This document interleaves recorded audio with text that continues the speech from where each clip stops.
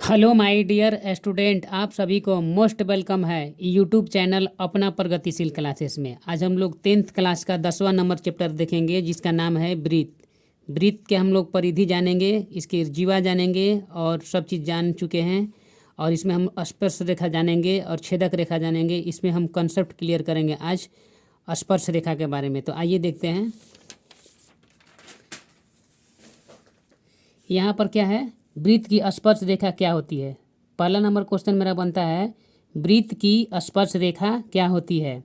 तो स्पर्श रेखा, वृत्त की स्पर्श रेखा वह रेखा होती है जो वृत्त को केवल एक बिंदु पर प्रतिच्छेद या स्पर्श करती है। मान लीजिए यहाँ पर वृत्त है, यहाँ पर एक बिंदु है P, जो A से B एक स्पर्श रेखा खींच रही है जो P बिंदु पर स्पर्श कर रही है। तो यहाँ पर क्या हम बोलेंगे, यहाँ पर हम बोल सकते हैं A और B यहाँ P बिंदु पर वृत्त की एक स्पर्श रेखा है। नोट में यहाँ पर एक नंबर में बोल सकते हैं वृत्त एक बिंदु पर केवल एक स्पर्श रेखा होती है।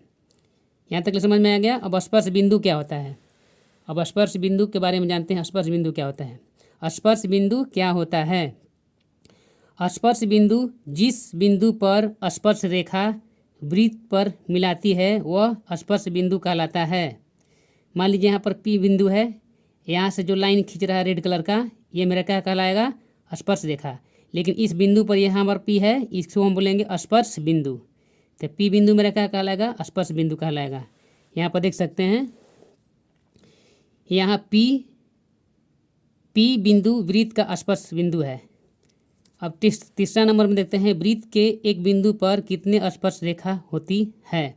एक क्वेश्चन बनता है यहाँ पर तीसरा नंबर में, वृत्त के एक बिंदु पर कितने स्पर्श रेखा होती हैं। यानी कि वृत्त है, उस पर एक बिंदु पर कितने स्पर्श था। एक बिंदु पर सिर्फ एक स्पर्श रेखा है। मान लीजिए यहाँ पर एक बिंदु है तो इस पर हम एक स्पर्श रेखा खींच सकते हैं, एक ही स्पर्श रेखा जा सकता है, क्योंकि यहाँ एक बिंदु है। अगर इधर थोड़ा सा होगा या इधर होगा तो छेदक रेखा हो जाएगा। इसलिए एक बिंदु पर सिर्फ वृत्त के एक बिंदु पर सिर्फ एक स्पर्श रेखा खींचा जा सकता है। अब चौथा नंबर में देखते हैं, यहाँ पर अगर क्वेश्चन कह देता है वृत्त के एक बिंदु पर कितने स्पर्श रेखाएं होती है, तो वृत्त के एक बिंदु पर मात्र एक स्पर्श रेखा होती हैं। अब यहाँ पर हो गया। अब हम देखते हैं चौथा नंबर में। चौथा नंबर में क्या कह रहा है। चौथा नंबर में मेरा है यहाँ पर एक बिंदु से एक वृत्ताकार पर स्पर्श रेखाओं की संख्या। चौथा नंबर में है वृत्त के बाहर स्थित किसी बिंदु से वृत्त पर कितनी स्पर्श रेखा खींची जा सकती है। यानी कि वृत्त से बाहर से कितनी स्पर्श रेखा खींच सकती है बाहर बिंदु से। तो यहाँ पर बोलना होगा वृत्त के बाहर स्थित मतलब यह वृत्त है, यहाँ पर P बिंदु बाहर स्थित है। तो वृत्त के बाहर स्थित किसी बिंदु से वृत्त पर दो स्पर्श रेखा केवल खींची जा सकती है। कितनी, वृत्त पर दो और केवल दो स्पर्श रेखाएं खींची जा सकती हैं। मान लें P बिंदु यहाँ पर बाह्य बिंदु है, यहाँ पर मेरा एक बिंदु, यहाँ से बिंदु B बिंदु, यहाँ पर है मेरा है A बिंदु। तो P बिंदु से A एक स्पर्श रेखा हो जाएगा और P बिंदु से B एक स्पर्श रेखा हो जाएगा। तो यहाँ पर बोल सकते हैं यहाँ पर P बिंदु से पहला नंबर A बिंदु पर PA यानी कि PA एक स्पर्श रेखा होगा। पहला नंबर A बिंदु पर PA एक स्पर्श रेखा है। P बिंदु से यहाँ पर AP क्या है, एक स्पर्श रेखा है। आगे की ओर बढ़ता जाएगा, इस लाइन को स्पर्श रेखा कहेंगे। एक नंबर ही हो जाएगा। दूसरा नंबर में B बिंदु पर PB एक स्पर्श रेखा है। यानी कि B बिंदु पर P और B क्या है, एक स्पर्श रेखा है। तो दो ही स्पर्श रेखा खींच सकते हैं। बाकी इस पर हम अगर रेखा यहाँ से खींचेंगे तो यह छेद कर देगा, तो छेदक रेखा कहलाएगा। बाकी इधर खींचेंगे तो यह स्पर्श करवे नहीं करेगा। तो इसलिए बाह्य बिंदु से एक वृत्त पर दो स्पर्श रेखा हम सिर्फ खींच सकते हैं, ज़्यादा नहीं खींच सकते हैं। ओके। पाँचवा नंबर में देखेंगे वृत्त पर स्थित बिंदु से वृत्त पर कितनी स्पर्श रेखाएं खींची जा सकती है। यानी कि वृत्त पर स्थित एक बिंदु है तो इस पर कितने स्पर्श खींच सकते हैं, तो एक ही खींच सकते हैं। तो मात्र एक वृत्त पर स्थित है, इसलिए हम मात्र एक वृत्त पर स्थित एक बिंदु से वृत्त पर हम खींच सकते हैं। ठीक ना। यहाँ पर मात्र एक वृत्त पर स्थित किसी बिंदु से वृत्त पर एक और केवल एकमात्र हम स्पर्श रेखा खींच सकते हैं। एक स्पर्श रेखा खींची जा सकती है, जैसा कि इस चित्र में हमने दिखाया है। इस चित्र में देखिए, यहाँ पर एक बिंदु है, इस बिंदु पर हम एक बिंदु पर एक ही स्पर्श रेखा खींच सकते हैं। वृत्त पर भी कहेगा, वृत्त के बिंदु पर कहेगा तो सिर्फ एक स्पर्श, अगर सिर्फ वृत्त पर कहेगा एक वृत्त पर कितने स्पर्श रेखा खींची जा सकती है, तो एक वृत्त पर बहुत सारे स्पर्श रेखा खींची जा सकती है। लेकिन यहाँ पर बिंदु कहेगा एक बिंदु पर कितने, वृत्त के एक बिंदु पर कितने स्पर्श रेखा खींची जा सकती है, तो मात्र एक स्पर्श रेखा खींचा जा सकता है। अगर वृत्त के बाह्य बिंदु से कहेगा, बाह्य बिंदु मतलब बाहरी भाग से, वृत्त के बाहर से अगर बाहर बिंदु एक बिंदु है यहाँ पर, तो यहाँ से कितने स्पर्श रेखा खींचा जा सकता है, तो यहाँ से 2 स्पर्श खींचा सकता है। अगर वृत्त पर बिंदु है तो वहाँ पर कितना स्पर्श खींचा सकता है, तो यहाँ पर 1 स्पर्श रेखा खींचा सकता है।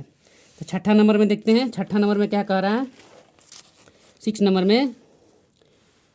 में देखेंगे, यहाँ पर 6 नंबर में देखेंगे, वृत्त के अंदर, यानी कि वृत्त के अंदर, वृत्त के भीतर, ये वृत्त है, इसके भीतर कह रहा है एक बिंदु है P, तो यहाँ से स्पर्श रेखा कितना खींचा जा सकता है, तो यहाँ से एक भी नहीं खींचा जा सकता है, क्योंकि वृत्त के अंदर स्पर्श रेखा हो भी नहीं कर सकता है।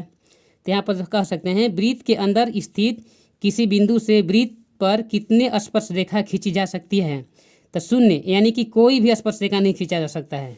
देख लीजिए यहाँ पर P अंदर है, बिंदु 1, यहाँ से कोई स्पर्श खिंचाई भी नहीं करेगा। अगर खींचेंगे यहाँ से तो क्या करेगा, छेद कर देगा, तो छेदक रेखा हो जाएगा, इसलिए स्पर्श रेखा हो भी नहीं करेगा, तो कोई स्पर्श रेखा नहीं।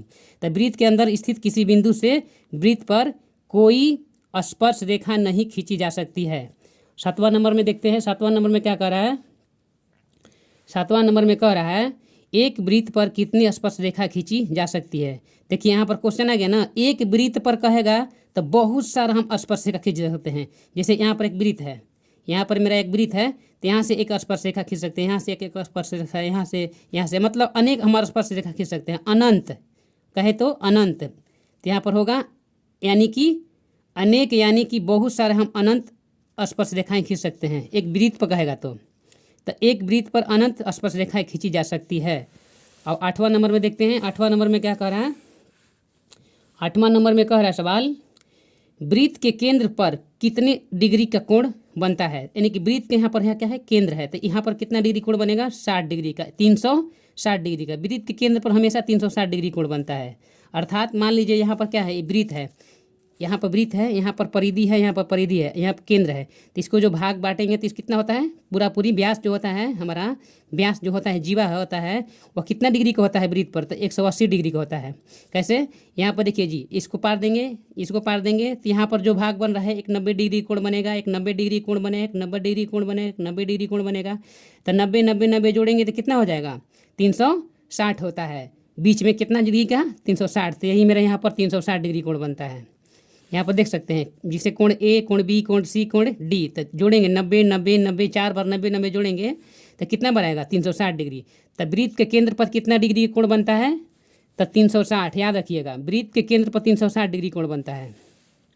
अब 9वां नंबर में देखते हैं, 9 नंबर में क्या कर रहा है, 9 नंबर क्वेश्चन क्या कर रहा है, स्पर्श रेखा का त्रिज्या के साथ कितना डिग्री का कोण बनाता है। स्पर्श रेखा, यहाँ पर स्पर्श रेखा है, अब वृत्त के स्पर्श रेखा और त्रिज्या के बाद कितना डिग्री कोण बनाता है, तो 90 डिग्री, यानी कि 90 डिग्री कोण बनाता है। 90 डिग्री का, जैसा कि यहाँ पर दिखा सकते हैं आप लोग, यहाँ पर वृत्त है, यहाँ पर मेरा स्पर्श रेखा है, यहाँ से केंद्र है, यहाँ से एक त्रिज्या डाला गया है, तो यहाँ का जो कोण बनेगा हमेशा 90 डिग्री का कोण बनता है, याद रखिएगा। यही है स्पर्श रेखा का त्रिज्या के साथ कितना डिग्री का कोण बनता है, तो 90 डिग्री का कोण बनता है, याद रखिएगा। अब यहाँ पर देखते हैं